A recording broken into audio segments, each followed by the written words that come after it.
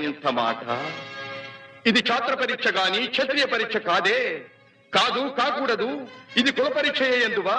నీ తండ్రి భరద్వాజుని జననమెట్టిది. అతి జుగుప్సాకరమైన నీ సంభవం ఎట్టిది. మట్టి కుండలో పుట్టితివి కదా. నీది ఏ కులము? ఇంత ఏల అస్మత్ పితామహుడు కురుకుల వృద్ధుడైన ఈ శాంతనవుడు శివసముద్రుల భార్యవు గంగాగర్భమున జనించలేదా? ఈయనదే కులము. నాతో చెప్పించువేమయ్యా?